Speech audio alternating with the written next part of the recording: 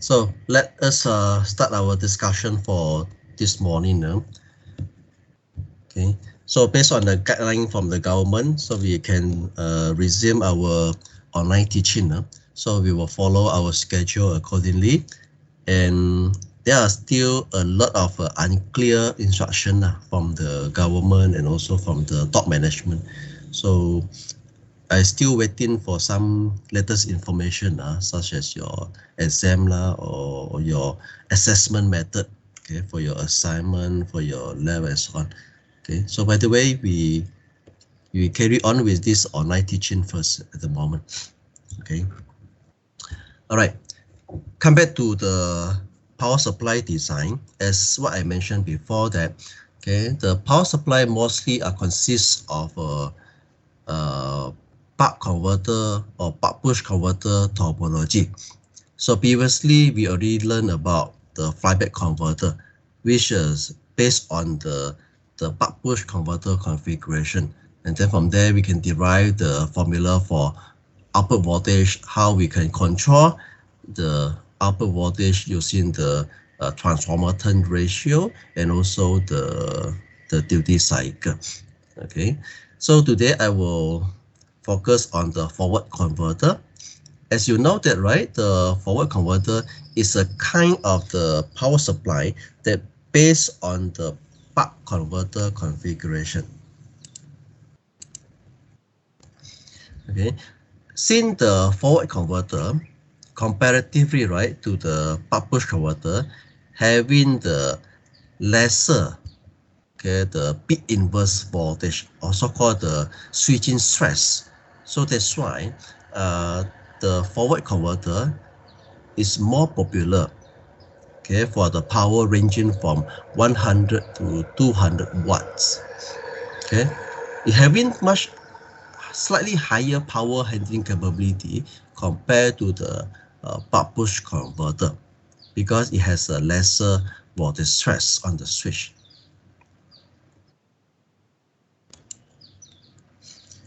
So this slide show you the ideal forward converter.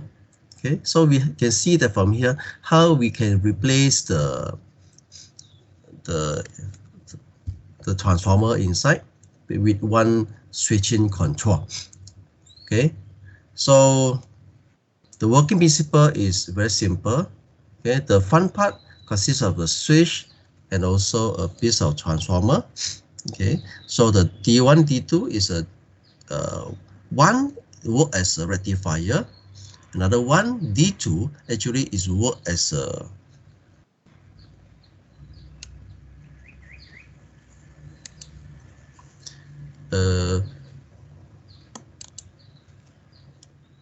anyone please don't disturb the PowerPoint slide. Okay, you just need to listen to my presentation. Otherwise, okay,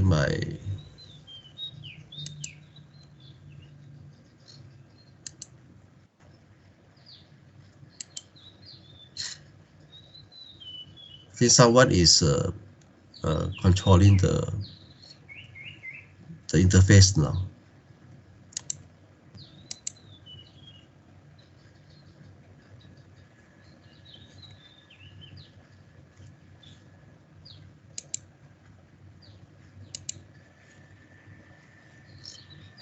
Okay, you all just log in and then listen to my lectures. If you have anything, you can type in your comment at the comment section.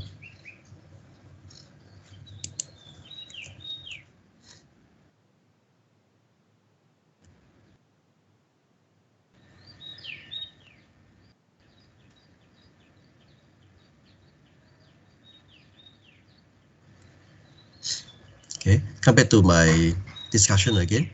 So the forward converter is based on the buck push converter configuration. Okay, so you will notice that the transformer, the purpose of transformer is to provide the isolation and also to provide the gain control and also to provide the polarity control. And then at the end side, Okay, actually it consists of the buck converter configuration. That's why for the case of the forward converter,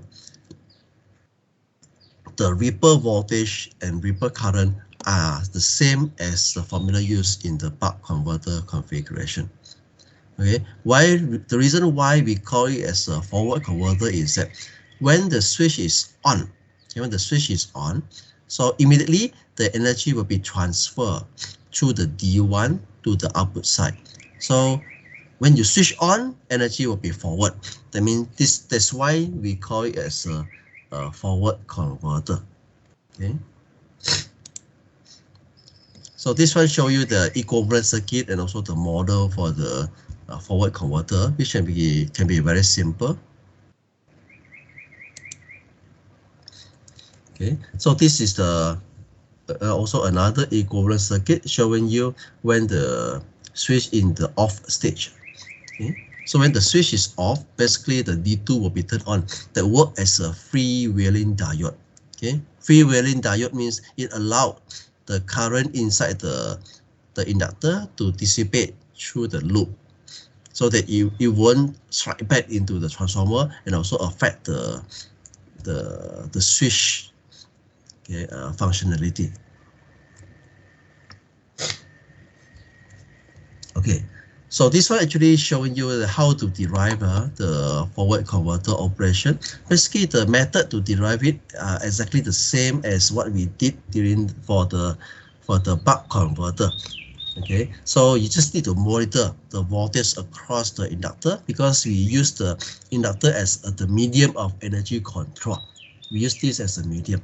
So in here, I don't need to show you in very detail again how to derive the formula. Just look at the slide showing you okay on show you on the slide. So basically, when you look at the voltage across the inductor, right? When the switch is on that time, the voltage across the inductor will be N2 over N1, the VD minus the V out.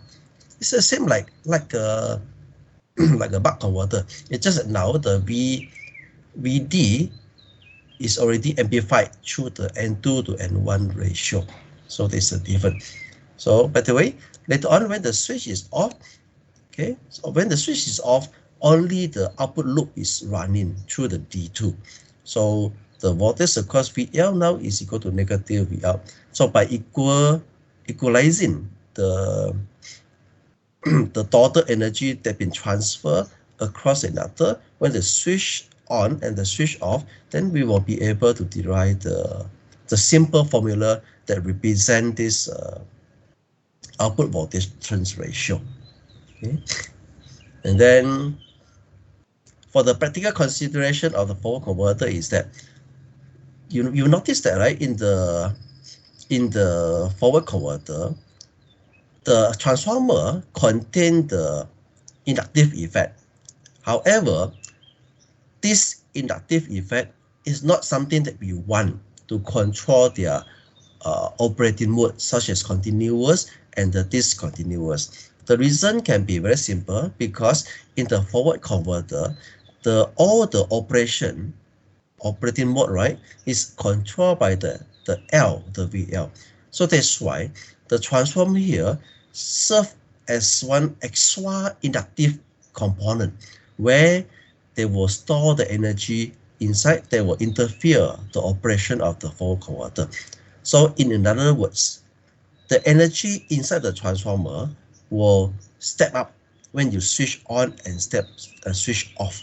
So if you do not demagnetize it or reset the transformer, after a few cycles, then the transformer will get saturated.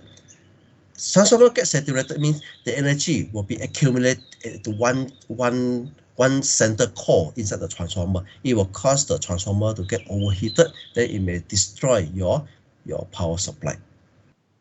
So the method to demagnetize or to reset the transformer is by installing the third winding as shown in this slide. So in this third winding entry, the entry is served as only for one purpose, which is to to drain away, okay, the energy that been stored in the N1, the primary winding, when the switch off that time, so that every time when you switch on and off, energy can be recharged and discharged through the core, and then that, as long as they are able to achieve a steady state, that means there will be no accumulation of energy, then your transformer can work, or your power supply can work without any issue. Okay, so in the exam, I may ask you how what are the method we can use to dissipate the energy inside the forward converter, or what are the mechanism that we use to reset the transformer. So the method is by using a third winding. Actually, there are many methods available in the industry, but this is the most popular one by implementing the third winding. As you can see from the polarity of the third winding, you notice or not, when the switch is on the time, right? So basically, the N1 and N3 will be in the forward direction. So that means it will transfer the energy into the secondary winding through the D1. So when the switch is on at time, the N3 basically in the off mode. The reason is that because the diode is in the reverse bias. But when the switch is open, that means it's a open circuit that time. So the polarity of the transformer will invert. When the polarity of the transformer is invert, then the D3 become forward bias. Then the energy will be transferred through the D3 to dissipate through the loop. So this is basically how the N3 work to reset the transformer. So by the way, based on this behavior, we notice that the time required to charge up the transformer core is the time required for the N3 to reset the transformer core. This tells you that the converter can therefore be driven at the maximum duty cycle of 50%. Okay, I cannot let the turn on time to be too long, otherwise I will not have enough time, okay, to dissipate the energy inside. Then it will cause it to become saturated as well. So this is the reason why we have a limited usable maximum duty cycle for this forward converter. Okay, this one show you the derivation. Yeah, so that means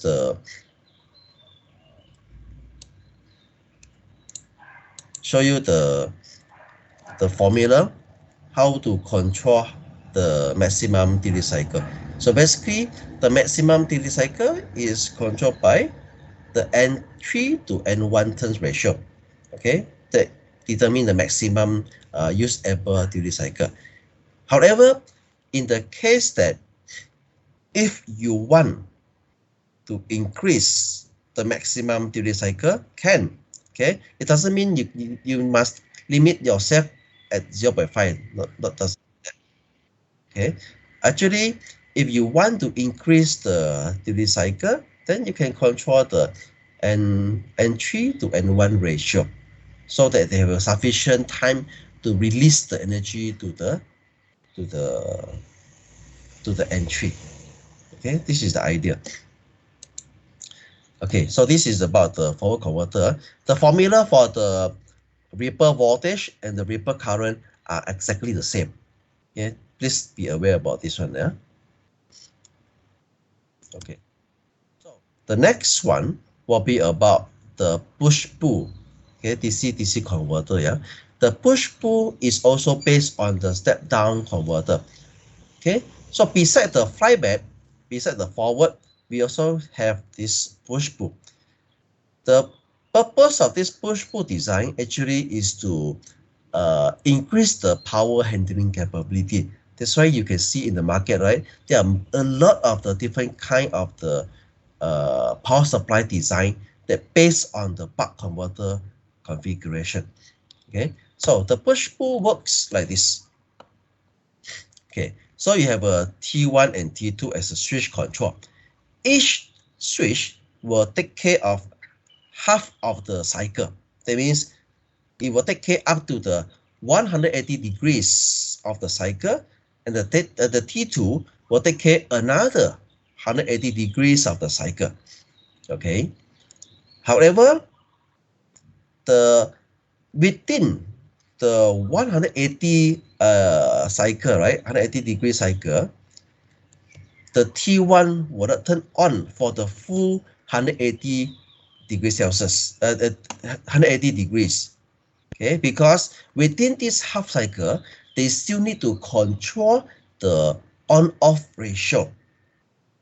Okay, in other words, within the first half cycle, the T1 will not fully turn on all the time. Okay, because they still need to work as a switch to control their on-off ratio, so-called the BWM. The same thing happened to the T2 as well. So when you look at the this output waveform, you will notice that, right? You see, for the one on and one off stage, actually this is the process that controlled by one switch. So this is actually not the one cycle, yeah. This is referring to the one half cycle. This one is the TS divided by 2. The switching time divided by 2. Okay, so the first portion is up to 180 degrees is taken care by the T1. Okay, they still need to turn on and off to controlling the turn on ratio, the total duty cycle. And then the next half will be taken care by the second switch, the T2. The same waveform. You also can control it, their on-off ratio, so-called the duty cycle. Okay, please take this concept clear. So that means the switch will not turn on for the full cycle. If the switch is turned on for the full cycle, then it will become the DC supply already. You will not be able to generate the pulse. Then the transformer may not be able to work. We are clear with this basic design here. Okay, so now based on the push-pull configuration, you see, as long as the output side contain the inductor and also the capacitor filter, this must be referring to the buck converter configuration. Okay, in order to understand how does it work, simple. You look at the dot as your reference. Okay, dot reference. So first, we look at the first case. Okay, when the switch 1 is open, is switched on. Okay, T1 is on. Okay, so immediately the upper core will be activated, upper core, because the N1 will be positive terminal, then the N2 there will become positive. So the D1 will be forward bias. Then it will channel the energy to the output side through the N1 to N2 turn ratio. Okay, and later on, when the switch is off that time, the energy from the transformer will now be dissipated to the output inductor. Later on, when the T2 is on, okay, when the T2 is on, now we will notice that, right, the N1 is become the negative polarity, and what is negative polarity at the bottom side is negative polarity, and then the N2 dot here is also negative. That means the D2 will become forward bias. D2 forward bias, then it will convert, okay, the AC into the DC to the inductor and also to the output. So this is basically the working principle of the push-pull converter. Then, okay, please be aware that, right, the formula for the push-pull converter. So the rest of this derivation you can follow in the same as what we did for the buck converter and also buck push converter and so on. Okay, referring to this waveform. Okay, when the switch is on, V out 1 is N2 over N1 VD. Okay, So at the end, what I want to show you here is that the V out, right? V out is 2 times the input voltage multiplied with the transformer turn ratio. Okay, so please remember this one. So V out versus a VD equal to 2 N2 N1 multiplied with the duty cycle. So which is the same like a buck converter formula in PED with the transformer turn ratio and 2 times. 2 times is because you are controlling the output, okay, separately using the upper N2 winding and the lower N2 winding. Okay, because this one is like a center tape, okay, center tape transformer. You have a 2 times the output voltage, doesn't mean the actual output is higher because I'm using the center tape transformer. So basically the output voltage already been reduced by half. So this one is for the push-pull converter configuration. Okay, and then okay, so far any question from your side?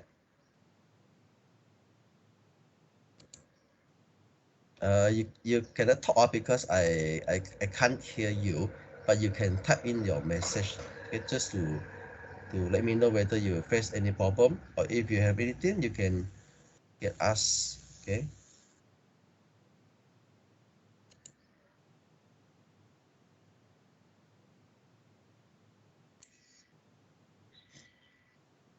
all right. So if you have not much of problem, then I will just carry on, okay, to look at the next types of the converter, so-called the half bridge converter. Okay, see, half bridge converter also based on the buck converter configuration, but half bridge converter and full bridge converter, right, can use for the higher power application. Typically can go up to the 500 watts, or can even go up to the 1000 watts application. And later I will show you their comparison charts, okay, to see their power supply selection and their power handling capability.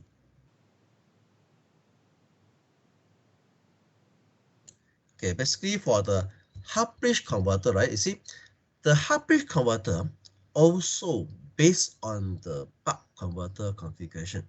However, why we call it as a half bridge converter is that one is that the input will be divided by half.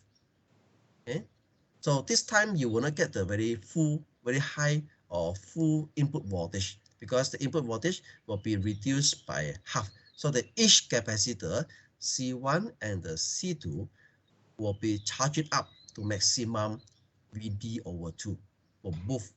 Okay, we need to have a balanced capacitor voltage, VD over 2. So after that, when the diode is being turned on, or the switch is turned on, let's say T1 is turned on.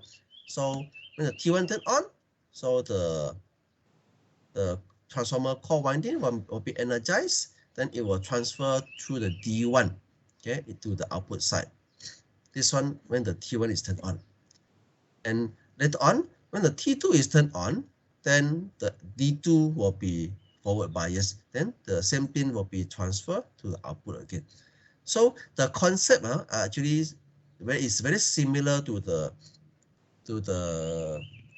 half bridge converter, to the what we discussed earlier about the this one. Yeah, same with the push-pull converter configuration actually. Even though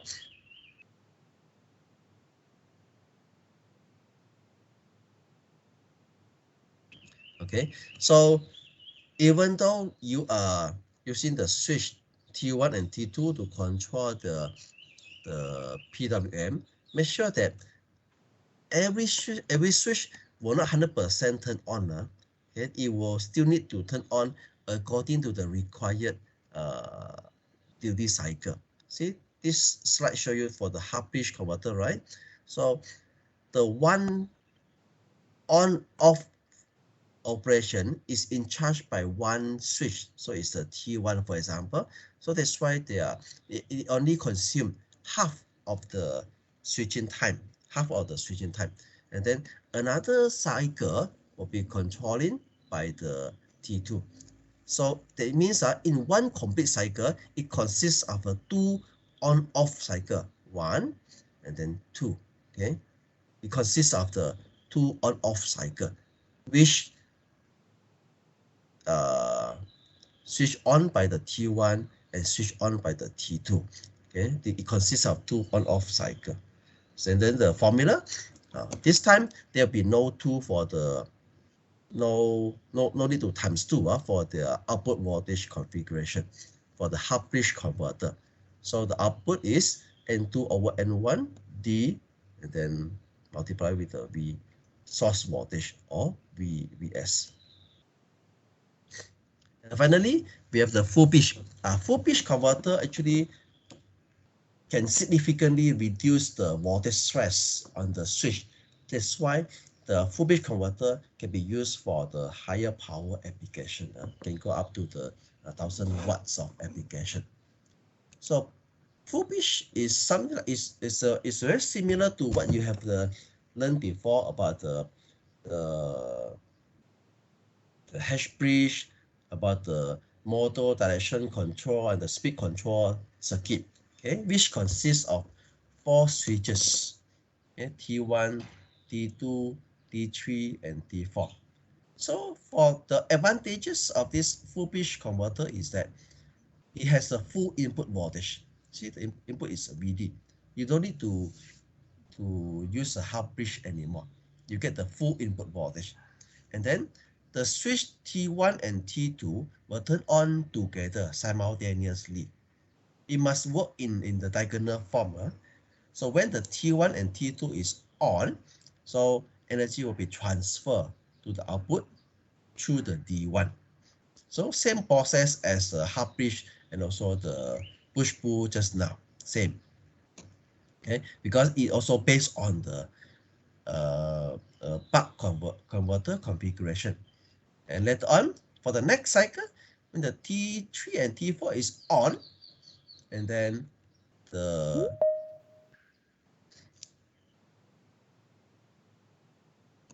D2 will be turned on.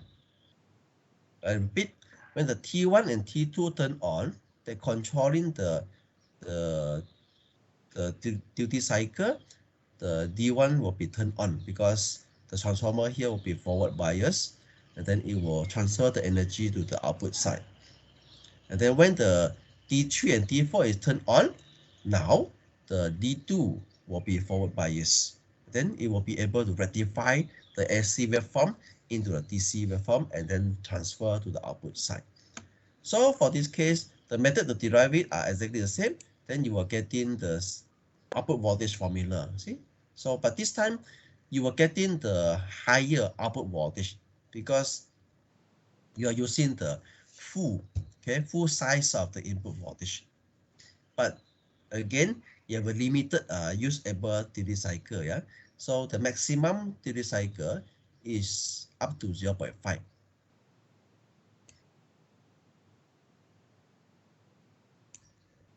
The reason is because two switches inside, okay, two set of the switches inside.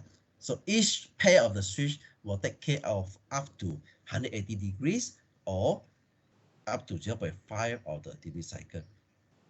It cannot be more than 0.5. Otherwise, there will be overlapping between the first pair of the switch compared to the second pair of the switch. Okay, so that means for this kind of the hash bridge circuit configuration, the maximum switching cycle is only up to 0.5 for both T1, T2, and the T3, T4. Okay, it cannot be more than 0.5. Otherwise, they may have some overlapping between the old switches. Then the transformer cannot be worked. Okay, so this show you the comparison of the different kind of power supply that based on the buck configuration. Okay, So you can see that for the, okay, first you look at their input voltage.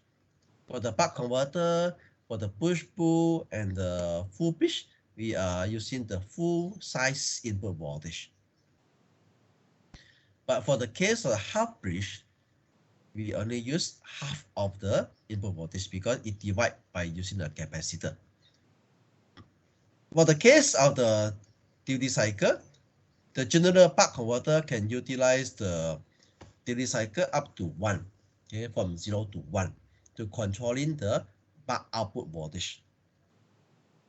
But for the case of the push-pull, half bridge, and the full bridge, it can only use up to the maximum of 0.5 duty cycle. Okay, so you must know how to explain why I only can use up to maximum of 0.5 duty cycle for the case of the push-pull, half bridge, and the full bridge. The reason can be very simple. Is because each because of this push-pull, half bridge, and full bridge are take care by two pairs of the switch, okay, two set of the switches. Each switch controlling half of the switching time. So that means it can only take care up to maximum of 180 degrees of the turn on time. So they tell you that this power supply can have a maximum duty cycle of up to 0.5. And then for the output transfer function, so for the buck converter is simply a D, okay, which is controlling by the duty cycle without the transformer. For the push pull and the half the full pitch, okay, there will be a 2 times of the duty cycle and also the N2 to N1 ratio. Okay, and then for the half bridge, is simply N2 to N1 multiplied with the duty cycle.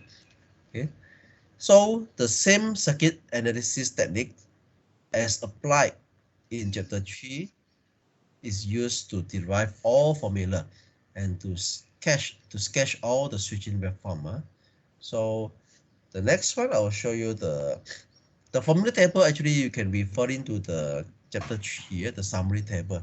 Okay, inside there they will show you the different converter comparison.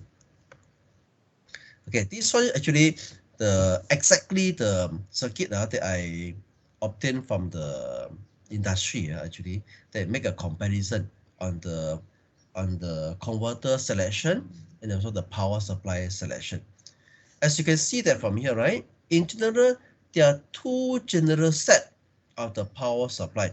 One is simply a converter without transformer. And then another set is a power supply or converter with the isolating transformer. The reason why we use the transformer is because we need isolation. We need to have a gain control. We need to have the multiple output, and we need to control the polarity. And in most of the internal circuit, I'm referring to the internal circuit. Internal circuit means the circuit that constructed inside the device, such as inside your iPad, inside your handphone, for example. Normally, that kind of the converter, no transformer is required. Okay, because you do not need to deal with the outside world that may have some dirty signal. Okay, so in this case, as long as no gain is required, then I don't need to use a transformer. Okay, for the internal circuit inside your handphone, inside your iPad, I don't need to have isolation to outside world because the handphone itself already provide the good isolation, okay, to the possible external spike or external surge. Even though you plug in your charger, okay, inside your handphone, the charger itself can also provide the good filtering function. So that's why we do not need to have extra transformer inside the handphone or integrated circuit. So this show you the comparison for the buck converter, the push converter, the buck push converter, the choke converter and also septic converter. So different converter have a different power handling capability. In general, you can see the buck converter, it has a voltage stress of V in, which having the smaller voltage stress. So it can withstand the higher output power lah. For the push converter, the voltage stress is V out. However, this V out could be higher, okay? Could be higher than the V in because V out is the sum of the V in plus the VL. Okay, V in plus VL. V out here could be higher than the V in. So that's why the push having the slightly lower power handling capability. The buck push having the double of the voltage stress compared to the buck and the push. That's why the 5-bed is only aimed for the low power application, such as lower than 50 watts. Okay, then the choke converter also aimed for the low power application, same to the septic converter, but they have a different power handling efficiency, okay, for each of them. So this one show you the power supply with the isolating transformer. So you can see they have a 5-bed converter, the two switch 5-bed. Okay, so we see from here, class, why I need to use a 5-bed with the 2 switches. Okay, you notice or not on the voltage stress? If I only use a 1 switch, right, the voltage stress could be higher. It can be V in plus V out multiplied with the transformer ratio, so which can be very high. That's why the 5-bed have a very low power handling capability. But when you implement in the 2 switch form, they can actually share the voltage stress. So each one only experience the voltage stress of V in only. That's why that mean the 2 switch 5-bed can share the load. Okay, can share the voltage stress. So that's why the 2 switches 5-bed can withstand the higher power. And then the forward also need to withstand up to 2 times the V in. So forward converter is good for the power between 100 to 200 watts. And then the 2 switches forward is used to handle the higher power. Okay, and then the other circuit as well. Now this one is a half bridge, push pull, full bridge, and also the phase shift, full bridge, and so on. There are many kind of the power supply design. The purpose of that is to get rid of the voltage stress so that different design have a different power handling capability. So this can be seen from this summary table. You see, the single switch 5-bed, 2 switch 5-bed is only for lower power. Two switch 5-bed can have a slightly higher power handling. And then for the forward can have a much higher power handling because they have a less voltage stress. And then later on, you can see half bridge and full bridge and different kind of the ZVT full bridge can have a much higher power handling capability. That's why if you're referring to the motor power supply, right? Normally those motor power supply consist of the half bridge or full bridge or ZVT full bridge converter design. Okay, because that kind of the power supply can use to handle the higher power. Okay, so this is what we have for the power supply design side. Okay, any problem from the floor?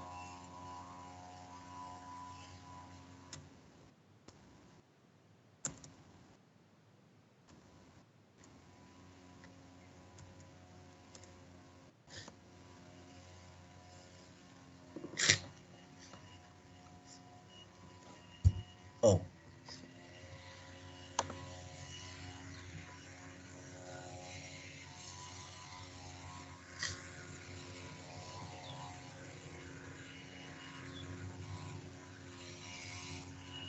Okay, pointer. How to use a pointer? Let me see.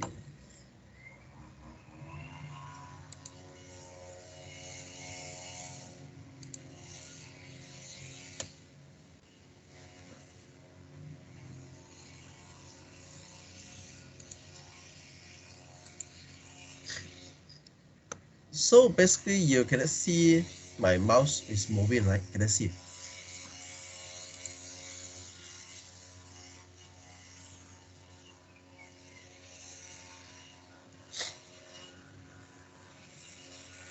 Can you see my mouse pointer? Can I see? Oh, okay, it's a problem. So I need to choose a pointer.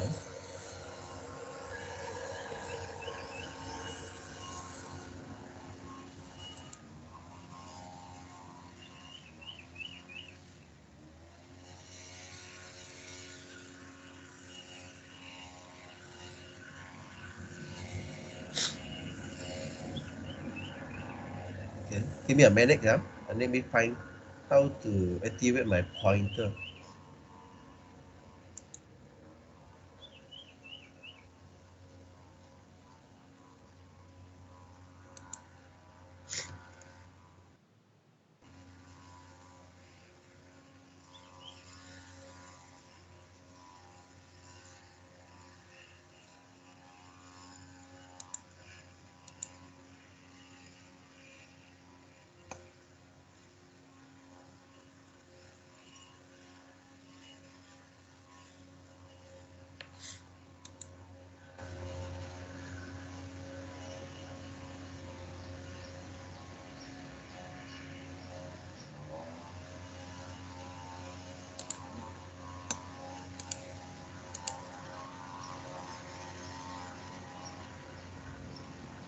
Anyone found the pointer function?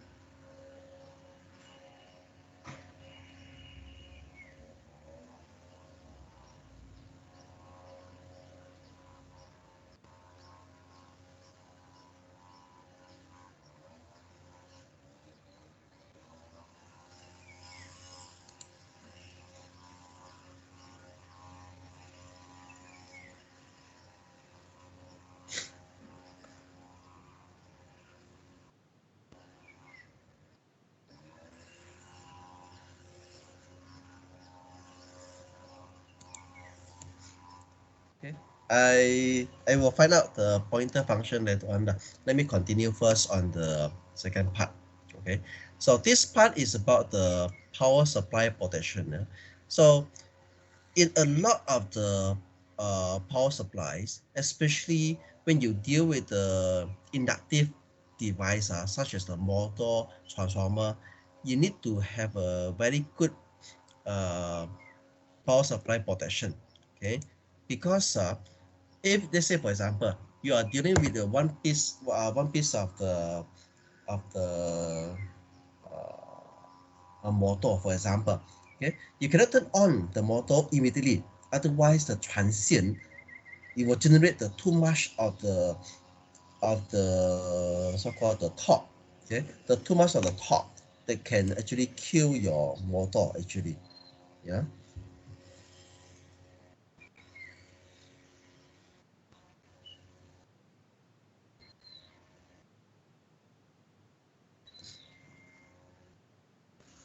Okay, let me continue first. Okay, so one of the method to protect against the high spike on the motor. Okay, so what they do is that they implement the so-called the soft start mechanism. You know what's the meaning of soft start? Normally the soft start mechanism, you will see actually it's very simple actually. You can see one piece of the capacitor at the input side, okay, of your PWM control. Okay, if you buy the controller for the EV, you buy the controller for the motor control, right? At the input side, they will sure have a one piece of the capacitor. So that what happen is that when you switch on that time, right? When you switch on that time, the capacitor will slowly charging up. Okay, the capacitor will slowly charging up. When the capacitor is charging up, that means they will slowly increase the PWM pulse, such as you see in this slide. You see the PWM pulse, right? We're getting bigger and bigger, bigger and bigger until they achieve the desired duty cycle. Okay, so this kind of mechanism, we call it as a soft start mechanism, so that they are trying to avoid the sudden stress. Because sudden stress means the sudden changes of the waveform that can kill your power supply, or even can kill your motor. Okay, the soft start, normally it can be done by using a piece of comparator. Okay, they compare between the sawtooth and they compare with the soft start input. Normally it's by capacitor lah, because the capacitor is an energy storage device that can smoothen the signal. At the same time, it will also charge it up slowly. I can control their charging time, so that it can provide, okay, the PWM signal slowly, so that it can increase the PWM by controlling the capacitor voltage. This one we call a soft start mechanism. Okay, the second one, okay, is about the power supply protection. There are a lot of the things that need to be protected. Yeah, so one is the overcurrent protection. Overcurrent protection, it happen especially if you suddenly short the output terminal. Okay, you accidentally short the output terminal, then the very high current will suddenly strike on your output. So if you do not have the proper protection on your output terminal, it may eventually kill your switch, or it will destroy your power supply because the current is too high. Okay, it can even melt your output terminal wire if the current is high. So the overcurrent protection can be done by different methods, such as current limiting circuit, fallback current limiting circuit. I will show in the next slide. So besides this overcurrent protection, we also need to have on short circuit protection. Okay, we need to have an over voltage and the under voltage protection. You can use the over voltage and the under voltage circuit here to implement your assignment. If you intend to use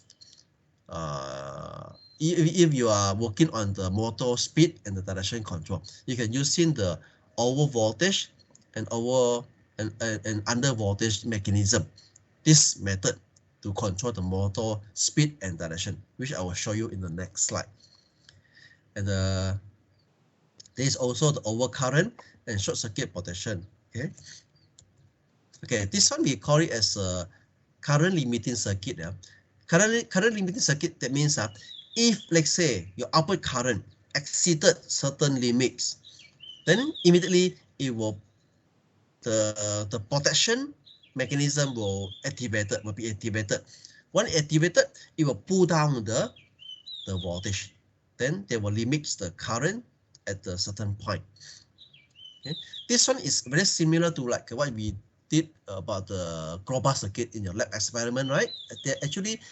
They're having exactly the same concept. Okay, they limit the amount of the current or voltage that can be withstood by your load. The picture B show the fallback current limiting. The fallback current limiting not only able to limit the current, but actually it also can fall back, means that bring back the current to the low level. Typically, it's 1/3 of the maximum output current. 1/3 here is 1/3. Fallback current is 1/3 of the maximum output current. Okay, so this one we call fallback current limiting circuit. So this is actually the current limiter circuit. Okay, what we can see from here is that it consists of the R1 and R2. So R1 and R2 work as a sensing network. Whenever output voltage increase, the feedback voltage to R2 will be increased as well, will be increased. So when the voltage feedback is increased, the voltage, it will eventually turn on the Q2. When the Q2 is turned on, it will drain away the current from the base terminal of the Q1. Okay, I repeat, yeah. The purpose of the R1 and R2 work as a sensing network. When the output increase, the R2, the voltage across the R2 will also increase. So this will trigger the Q2 to turn on. When the Q2 is turned on, it will drain away the control current to the base to the ground. See that? When the Q2 is turned on, they will drain away the current that supposedly to control the Q1. Now the IB, the base current, will be drained away to the ground. So that means the Q1 will get in the less base current. Less base current means you're getting the less output current or less collector current. Because in this circuit here, the Q1 does not work as a switch here, they work as a variable resistor. So when the IB change, the IC will also change. So this is how they limit the current to the output.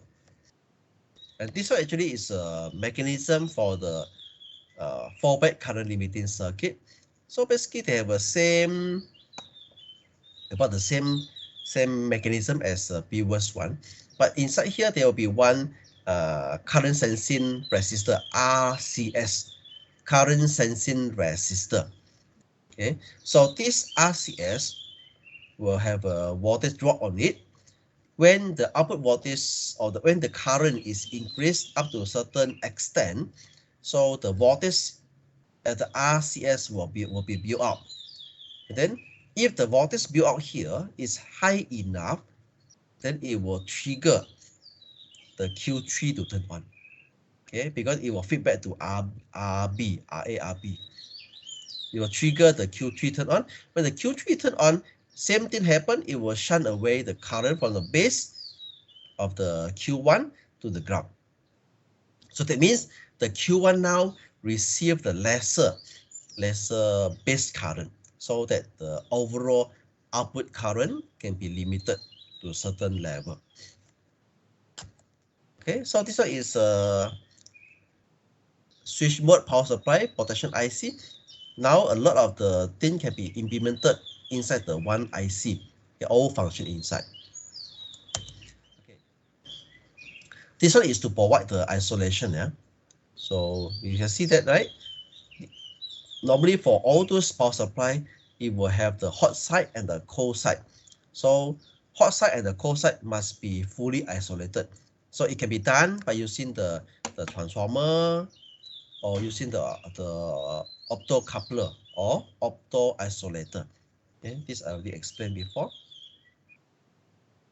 Yeah, we need to have a filter, okay, to filter the noise or the harmonic distortion so that you can get a clean input to your switching power supply. Okay, before this, I wish to show you one slide which I missed out just now.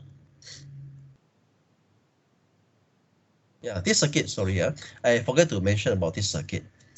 All right, so under the power supply protection, right, we need to have the over voltage and under voltage protection. So this can be done using the so-called upper threshold and lower threshold voltage circuit design. You can use this circuit design for your assignment to control your motor speed and the direction. Okay.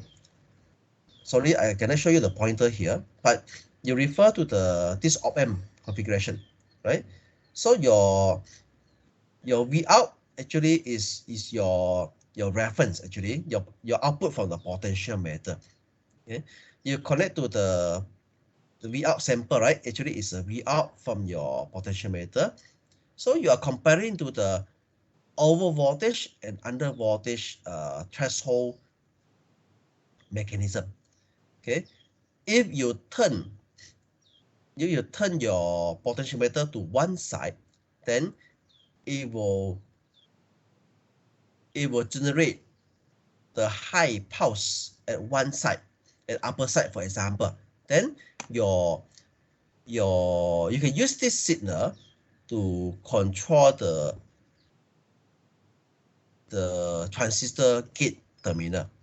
Let's say you're using the N types, okay? Then you can use this signal to control the N types of the MOSFET. And later on, you turn your potentiometer to the another side, to the lower side, then the bottom side will be activated. Then it will generate the negative pulse. So this negative pulse will be able to control the P types of the MOSFET, for example.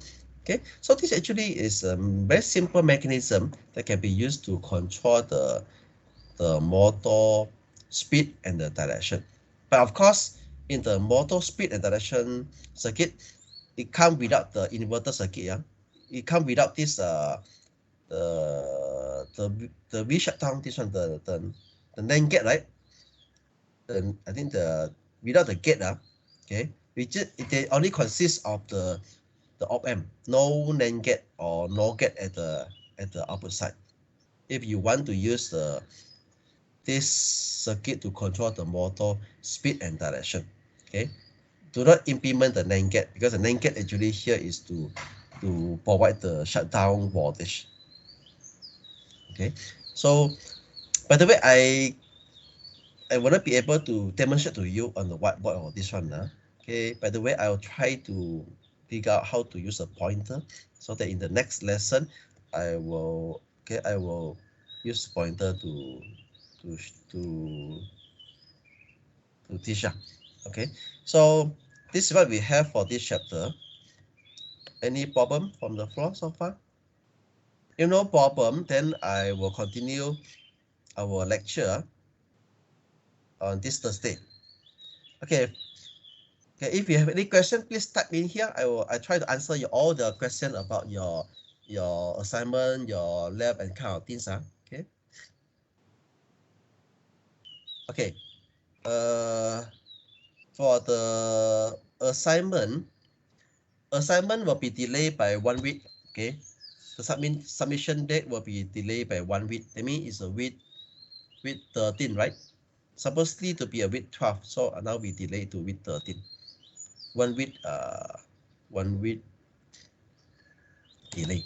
And then I will create the one Google folder for you all to upload the assignment together with the 5 minutes video. Okay, you don't need to use a very high HD video, otherwise the file size could be very big. Yeah, you can use a normal resolution will do. As long as I can see your face, I can see how you demonstrate, that's good enough. Yeah, you can only run on simulation. Okay, but if you already gotten some of the hardware, you can continue to implement the circuit. Okay, if you have a hardware, of course, I will consider this as an extra effort. Okay, so you may gain some extra point from your extra effort. Okay, of course, the simulation is a must. The simulation is a must. You need to run the simulation. So my main percentage of the mark will come from your simulation. Okay, but if you have some hardware, there will be extra effort for you. Any more questions? So in this Thursday, we still have a class as normal from 5 to 7. Okay.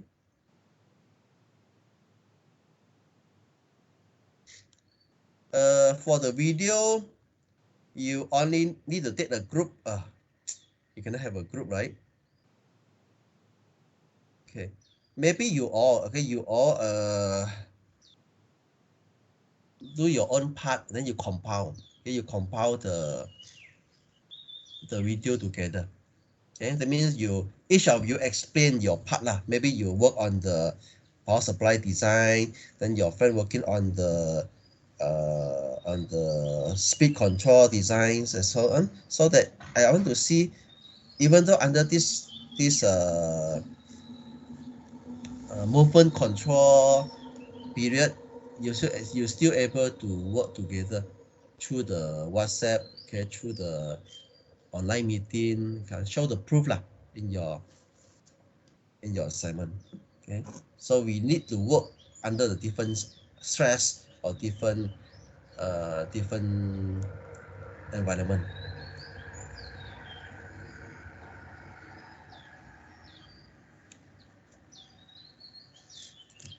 Uh, Original date is week 13 lah. Week 14. Okay lah, we make it to week 14. But make sure that you all submit before the 14th of Friday, week 14, because I do not have much time to mark, because the faculty required every staff to release the coursework mark, okay, actually by week 14 actually. That's why you have to submit on time so that I can have time to do the marking. Okay. Right. Later on, for the tutorial wise, I will record the video there to explain to you and how on to guide you on how to solve the tutorial question, tutorial 5, and then I will upload into the team as well for you to learn. You all got the video for tutorial 4, right?